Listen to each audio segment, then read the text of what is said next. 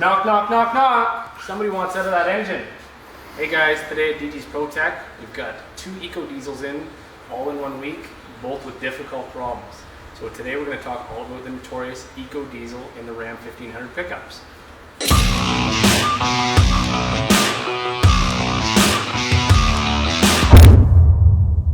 Hey guys, today we're back in DG's shop and we're going to talk all about the Eco Diesel engine that's been offered since 2014 in the Ram and Jeep Grand Cherokee platforms. So for years, and customers have been asking us to do a video on these for a while, for years people have been asking for a diesel engine option in their half-ton diesel pickups. Why? Everybody knows that diesel as a liquid fuel has so many more kilojoules in energy than its gas counterparts. So if we put a small diesel engine in a half-ton, we can get excellent economy, better than most of, or in this case, any half-ton diesel pickup engine we've ever had before. 2014, Dodge and Ram put it in the Jeep Grand Cherokee and of course in the half-ton lineup. This is a modern diesel engine. We're going to touch on some of the finer points so you know what you're getting into when you're buying one, and you're going to know what you're getting into when you have to come see me, your knowledgeable mechanic. This engine was made by VM Motori. VM Motori is an Italian engine company that is teamed up with Fiat and therefore now teamed up with the new Ram Chrysler Group. It is a 3-liter V6 design. It is a dual overhead cam design, very similar to some of the V6s we've seen. I'll open up, there's not a whole lot we can see here. We'll get a good shot of what's under the hood. This is a modern diesel engine, which means it has all of the same emissions devices and trials and tribulations with that we see in the Volkswagen type engine market, within even our more medium and heavy duty or our 1-ton, 3/4 ton diesel pickup market like the Cummins, of course talking about the Dodge brand.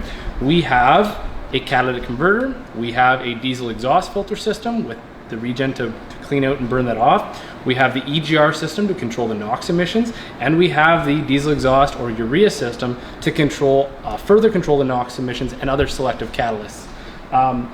This is a single turbo setup. Now it's a very small turbo, which means it spools up really nice and quick and holds the power through a low RPM power band. So you're gonna see max power and torque really low in that RPM band. All good things. It is mated to an 8-speed transmission. It's making north of 400 foot-pounds of torque, which means it's of some of the higher torque numbers than even its Hemi big brother engine in the same truck. Now, a lot of guys talk about what can we do to these trucks to make them better, because a lot of them we do see problems with. So let's talk about what we can do to make them better as a repair facility to keep you having to come see us. First of all, let's talk about maintenance. Like any diesel, you cannot cut corners on maintenance. These trucks require good maintenance intervals with only the best oils and filters, including fuel filter changes, including good quality diesel exhaust fluid in them.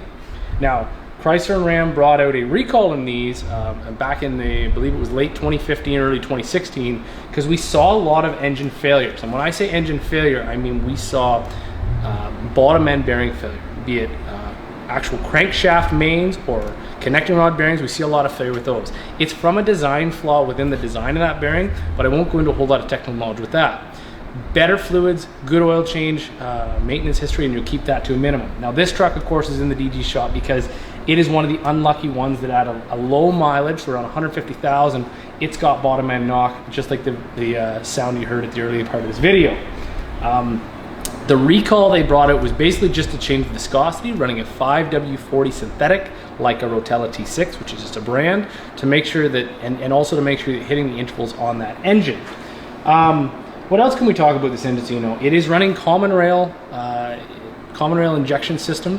It is running a high pressure injection pump. It's not like some of the Cummins. It really has no other brother engine that runs any common parts with it. It's doing, of course, multi-shots per cylinder. It's all, like I said, very precise.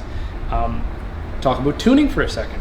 These are a tunable diesel engine, just like your tunable Cummins, Powerstroke, Duramax options. The difference with the tuning within this VM Motori engine in this truck is the ECM actually physically has to be taken out. It can be sent away. There's a company in Michigan we use quite often to tune these, and within tuning them we can always get better fuel economy and better power, and they also claim more reliability than just the standard tuning, because some of the engine damage is from the aftermarket is being blamed on some of the stock tuning for excellent economy, of course. We've done excellent, a couple tuning on them. We've had nothing but positives, so we're all happy in that way. Again, it is an overhead cam engine, so there's lots that we can do with that. It's not variable cam, but it is an overhead cam, so there's a lot less moving parts, more precise we can have within that. The truck carries an over 9,000 pound tow rating. So what guys say, they put this diesel up against the Hemi counterpart.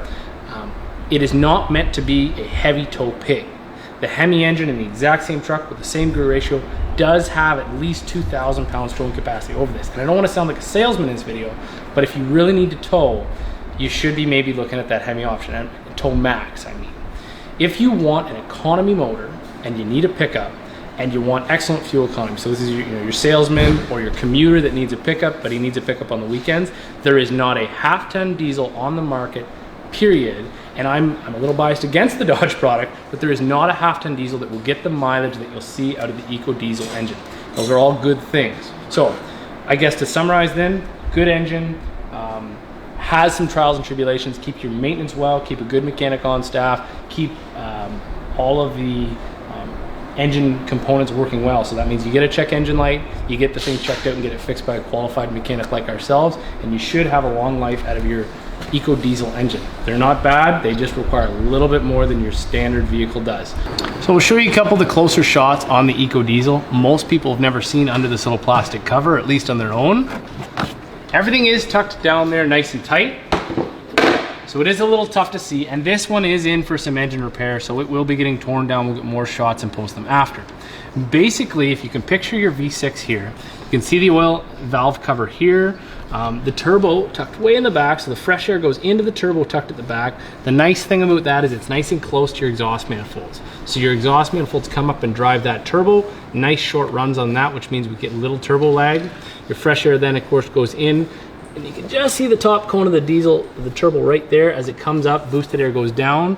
Of course, this is intercooled, so it'll come back into the intercooler and make its way back up into the intake here.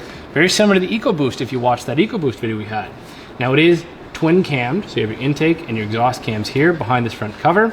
You have a fuel filter housing bringing high pressure fuel up to, and then down here, your injection pump is mounted just on the front of the passenger side and driven off the actual camshaft there. So it is a mechanical connection. Your high pressure injectors located here, and there's lots of insulation on this engine, guys. And the reason that is because if you actually drive in one of these, if I didn't tell you it was a diesel, you probably wouldn't know. They're really quiet.